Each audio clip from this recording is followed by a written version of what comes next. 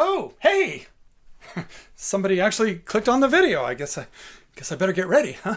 One of the questions that I see asked on Google all the time by non-actors or by beginning actors is about payment. Do actors get paid? How much do they get paid? And how do they get paid? So I figured we should talk about that. Thank you so much for joining me today. I know that time is precious for you, so let's get started on this question about payment. First question, do actors get paid? And the answer is no. Little inside industry joke there. Of course, actors get paid. But let's see, in reality, most actors don't get paid that much. And some actors, usually when they're starting out, will take a lot of non-paid work. You work for credit, you work for a copy of the film, you work for meals and food, you work because your friend wants you to be in their YouTube video. That's how you build your credits. You take those hits by not getting paid until you have enough clout and enough experience and enough credits on your resume that you can then command payment. And a certain point in your career will happen where you say, I'm done working for free, I only get paid. And that, my friends, is when you become a professional actor, because professionals get paid. And that leads us to our second question, how much do actors get paid?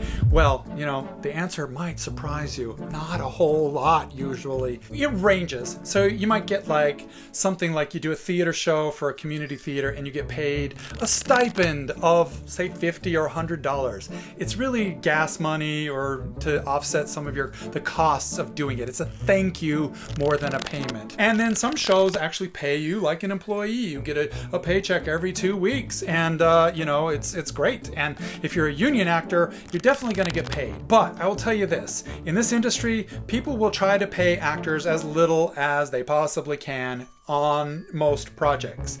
They want you to invest your life and your blood and your heart because you love it so much, and there's so much competition out there that you'll take any job, and so they will nickel and dime you down to the lowest possible common denominator. Even if you are a union actor, there are minimum scales, like SAG-AFTRA has a ultra low budget thing for small films, and a lot of people will do their projects on those things so that they only have to pay actors like $100 a day instead of thousands. The more established you are, the more well-known you are, the more clout you have, the more social media following, and the more you have the ability to negotiate your contracts, and the more that those projects are open to negotiation, the more money you'll tend to get paid. If you're a series regular in a big television show like, Friends or Game of Thrones or something like that. If you're Khaleesi in Game of Thrones, basically you're going to be contracted for the season. You're going to have a set rate. It's going to be lots and lots of money. If you're a guest star or a day player or a one-day shoot, you're basically negotiated and contracted by the day, by the week, and that is paid in a lump sum. If you're on a film, you may get paid as a contractor or you may get paid as an employee, in which case they will take out taxes from your check and you'll get paid on a regular check basis. But a lot of films will pay you like on the last day of shooting. Some will wait and send payment a month or so after the filming is completed, when they can do all their budgeting and all that stuff. What kinds of things can actors get paid for? Well, you get paid for your session. So basically, if you're a commercial, you get paid for the shoot. And then often you get paid a usage fee, which means that they negotiate, like, we'll use this commercial in a certain market for a certain number of months, and you'll get paid a flat fee of $2,500. Or you'll get paid residuals if this commercial continues to air. That's often how national commercials work. And they'll send you a residual check periodically, once a year or something, as long as the commercial work keeps going. For films, you sometimes get residuals if you're a main player in the film, and that's negotiated. They're called points. You get a certain percentage point of the profits of the film. It's very rare, and you got to be a big wig to kind of get those usually. But it's something you can negotiate in your contract. Basically, you get paid in your film, and then you might get a residual if it is sold to a bigger conglomerate, or they sell it to HBO or Showtime or Netflix or something like that. If it airs on television, you might get a residual for that as well. And if you're a film actor, you can also get paid for things like, using your own costumes or clothing, props, or a vehicle in a shoot as well. Although most of the time they'll provide that for you. For theater, you get paid for the project and pretty much nothing beyond that. However, if you're touring on a theater show, they may pay you a per diem, which is a per day allotment, so that you can pay for expenses and meals while you're on the road. Now, how do actors get paid? Well, if you're on a film, like I say, you might get paid after the fact or on a weekly basis or bi-weekly basis, like a payroll. And if you're in theater, you'll often get paid at the end of the run. That's called a stipend.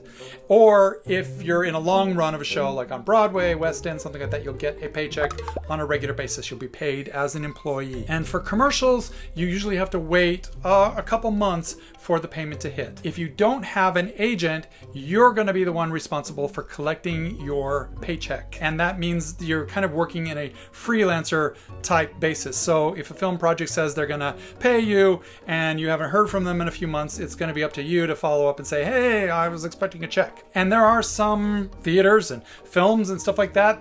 They run out their budget. They never finish the project. The director and the whole producing team skips town and goes to Mexico. And sometimes you're just screwed. It's just like working as a freelance designer or something like that. Sometimes your clients screw you over. So you want to get things in writing. You want to make sure that you have all that stuff sealed up in a legal document. So at least you could sue. But they're in Mexico, so how do you get them to, how do you extradite them? That's the worst case scenarios. Usually you'll just get paid. It'll take a little time. If you have an agent, all of those payments, all of those invoicing, all of that getting on them is going to be up to the agent. They will do all that work for you. They'll collect your payment, they'll take out their commission, and then they'll send you a check for the rest. There's a lot of variety in how and what actors get paid for various different projects. So it's kind of all over the board. It makes tax time really confusing because sometimes you can deduct taxes and sometimes you can't, and all kinds of stuff. So it's good to consult a tax person about that kind of stuff, which I am not. I hope that helps answer your basic questions about actor pay. And what else you got for me? Come on, give me some topics down in the comments below. And as always, take care, have a good day. We'll see you next time.